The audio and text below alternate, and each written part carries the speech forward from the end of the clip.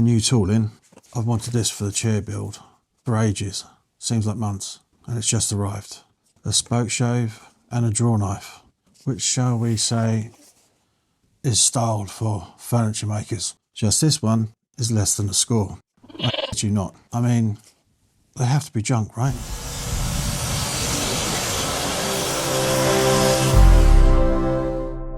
Straight out of the box, the first obvious difference is the body. The Stanley is cast iron. This one's aluminium.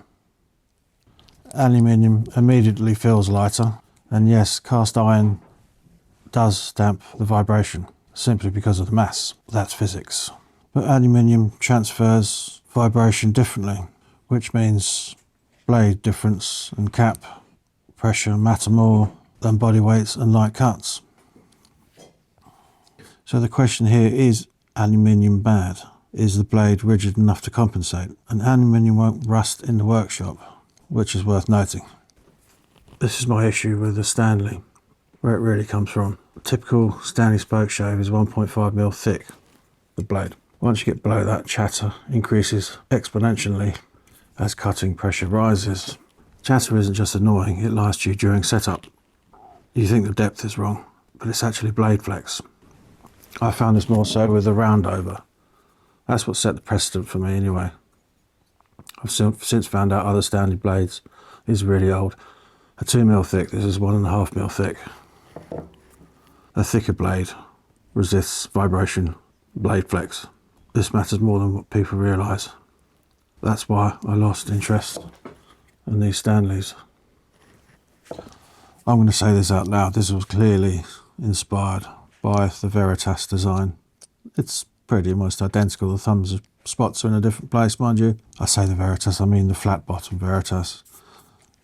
This Banggood one, they don't make a rounded bottom version. The Veritas one though costs 130 quid. That's with a 3.2mm blade, PMV11. Cast iron body, excellent machining. This costs £17. Stainless steel blade, aluminium body. These are not competing tools. I'm not comparing apples to apples. I'm establishing context. PMV11 though is excellent steel. It balances toughness and wearness very well, but it does take a lot longer to sharpen. If money were no object, 100% I'd buy the Veritas, but that's not why we're here. This only comes as the flat bottom version, which matters. Flat bottom spokeshaves excel on straight edges and gentle curves. Flat bottom spokeshaves, they struggle on tight curves. These square edges will be digging in. Round bottom planes will solve that, but they sacrifice reference stability. That's why most chair makers eventually own both. For this job, long curves, flat bottom is fine. The handles.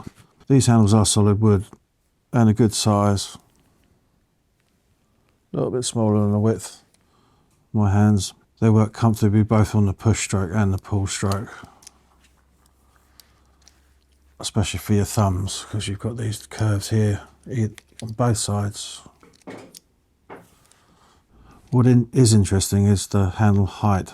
The handle height sit roughly in line with the cutting edge, not raised above it like the Stanley. The handle height controls the cutting pressure. Cutting pressure vector, sorry, I should say. Handles in line with the cutting edge apply force through the cutting edge, not down into it. Raised handles introduce downwards force, which increases the risk of digging into it, in my opinion, especially on curves.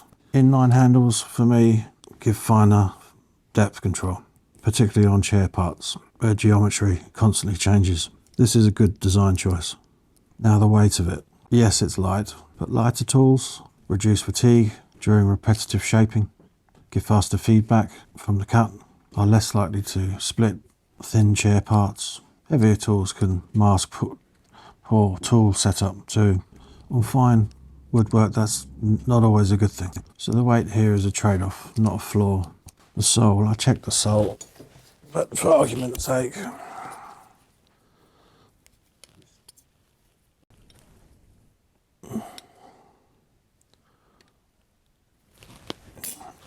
That is perfectly flat. Haven't checked the blade yet. Spoke shave soles don't need to be perfectly flat, but it's handy if they are as a reference. But they do need to be perfectly flat over a short distance. Yeah, around the mouth area for sure. You can't choke this up though, really. Convex soles create rocking and inconsistent depth. Flatness matters more than polish. This one's acceptable out of the box.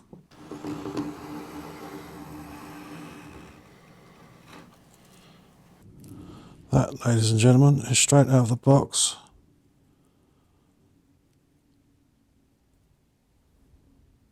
Hasn't even looked at a stone. That's pretty good. Not even polished. Better than most of my chisels that are polished. So I polished up the back. As you can see, it didn't have a belly in it, which was nice. I'm not going to do the whole thing, that's plenty. And I did do the bevel at 30 degrees to a mirror finish.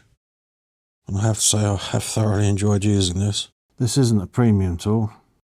It's not pretending to be, but the ergonomics make sense. The design choices are logical.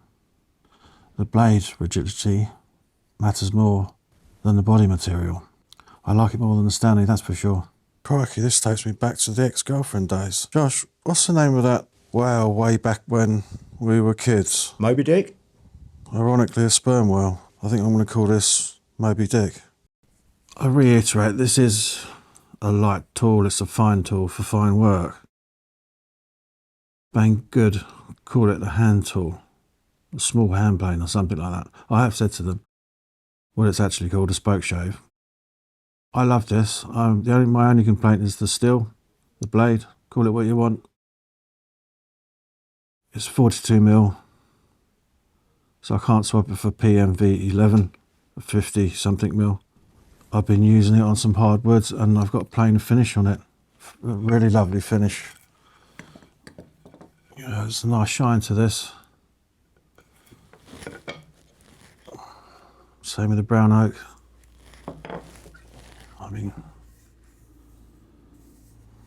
that's just incredible.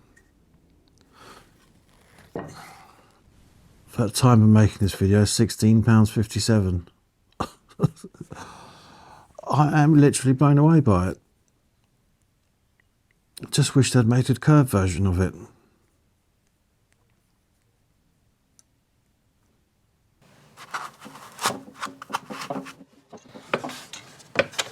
This is the bit where I'm meant to beg you to like and subscribe and join my Patreon. You've heard that speech 1,000 times, so let's keep it civilised. If you like the video, do the clicky things. YouTube gets all hot and bothered by that stuff. If you really liked it, the Patreon's link is there down below. It's about the price of a pint a month, and you get early access to vids, no ads, a WhatsApp group for the top tier peeps, a group full of absolute legends, chatting utter nonsense. No pressure, no guilt, just good vibes, bad jokes, and the occasional moment of brilliance. Like, subscribe, be lucky, mother lovers. So if you like the cut of my jib, please like and subscribe. Share if you're really feeling kinky, and we'll see each other again.